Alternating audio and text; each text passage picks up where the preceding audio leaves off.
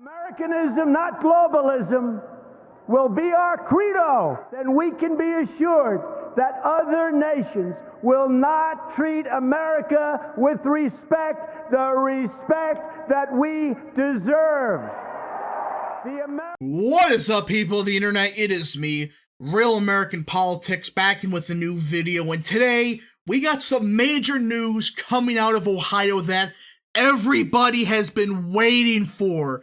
This has been just months in the making. We're finally going to see Trump endorse somebody in the Ohio Senate race. I know, this article doesn't say Trump's endorsing X, but based on what I'm hearing and based on, how predicted swinging, it appears Trump is making an endorsement at this rally, and it's not Josh Mandel or Jane Timken, thank God.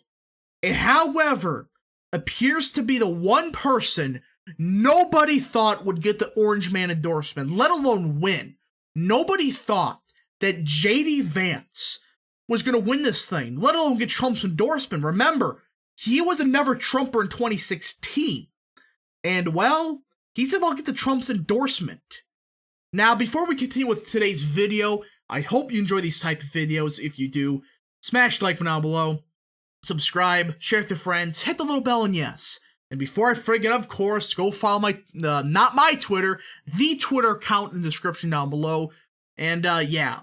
Alright, enough promotion stuff. We gotta talk about this. And what does this mean for the rest of the 2022 Senate races? Well, it appears Trump's going to endorse Vance. And this is a big W.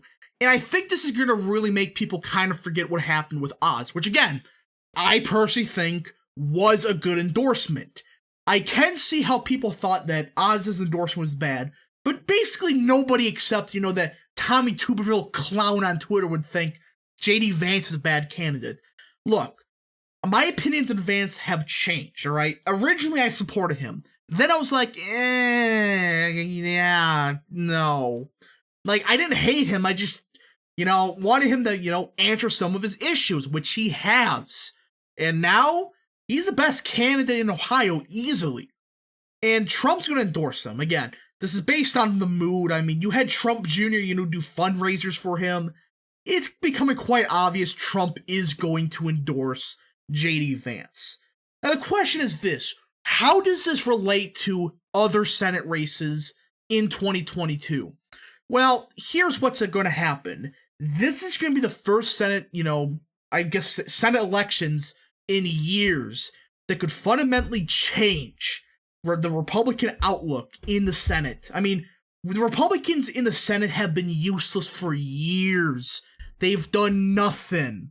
And this can be best demonstrated by this map I have made.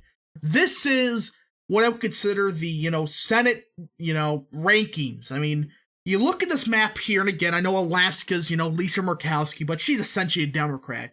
You see the Republican seats that Republicans have. Only 7 of them I would consider okay to good. 7 out of 20. And none of them I would consider, a real America First, conservative, or whatever you want to call it, national conservative, whatever. None of them.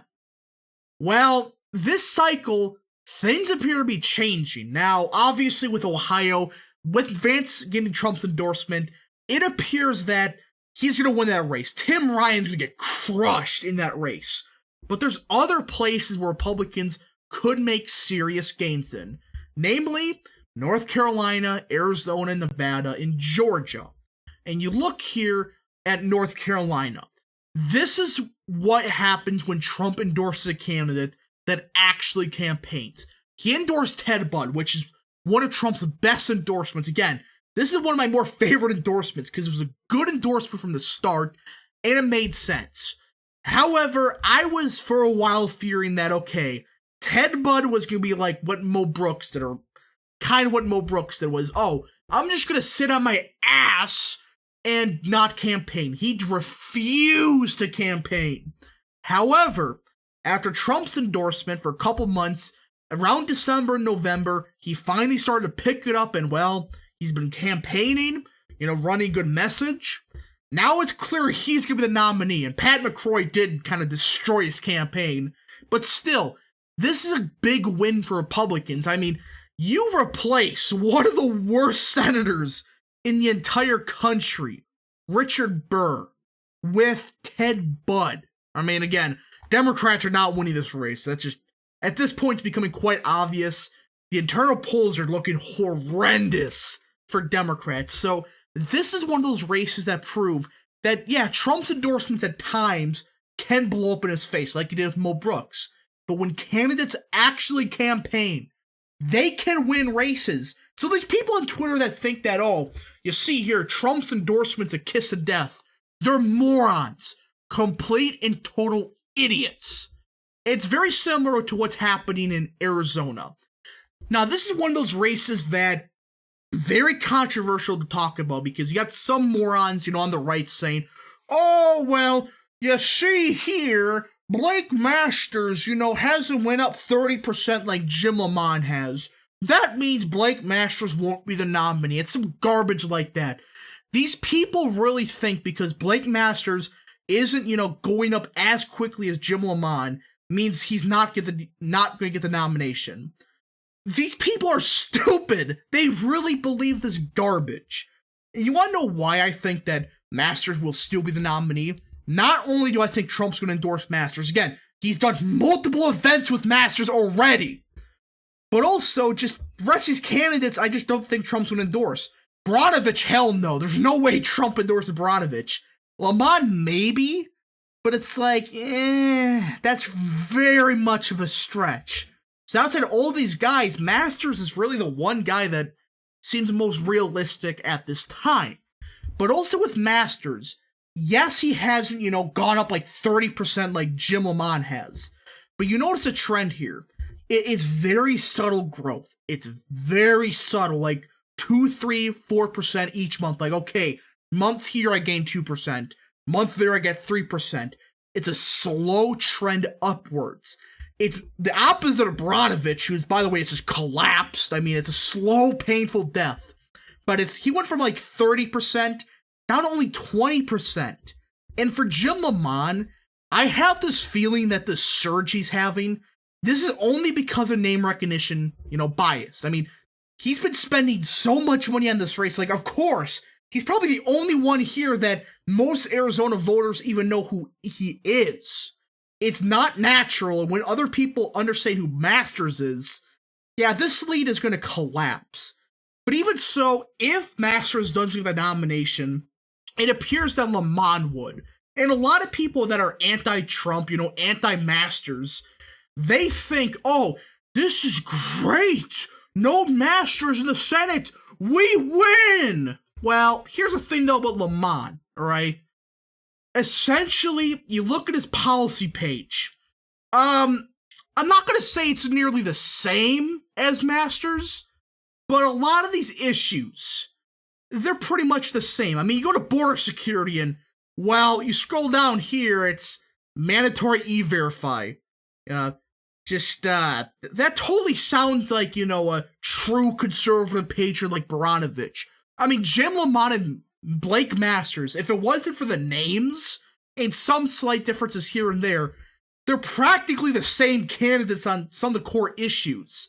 So it's like, okay, I would want Masters in the Senate, but Jim Lamont's not that far off from Masters.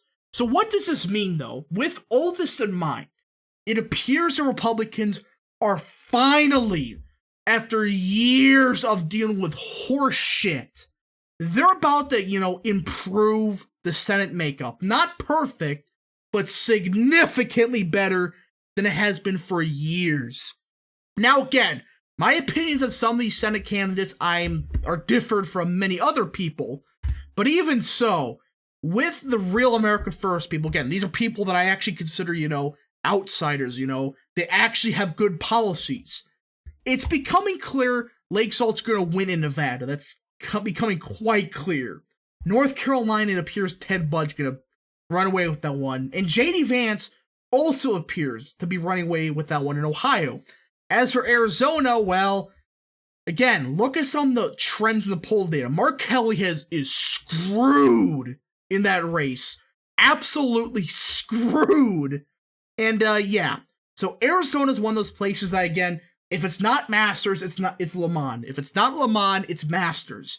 Either way, they're practically the same. It's like, okay, whoopee-doo. It's like, what's the difference? Again, I would prefer Masters, but on the issues, they're pretty much the same.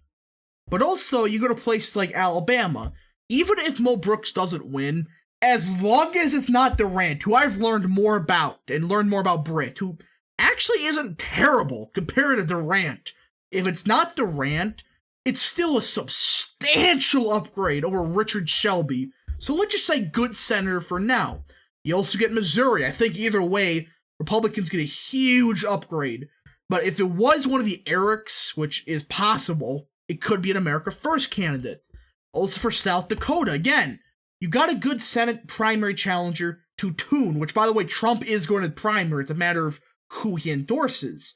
Also, you got Oklahoma, which I'm starting to think that, Jackson Lemire may actually pull that off. He may be able to pull that off. Again, may seem like a stretch, but you see some recent polling, it's like, he's going up very quickly, and the primary is starting to come up real quick, so there is a possibility there.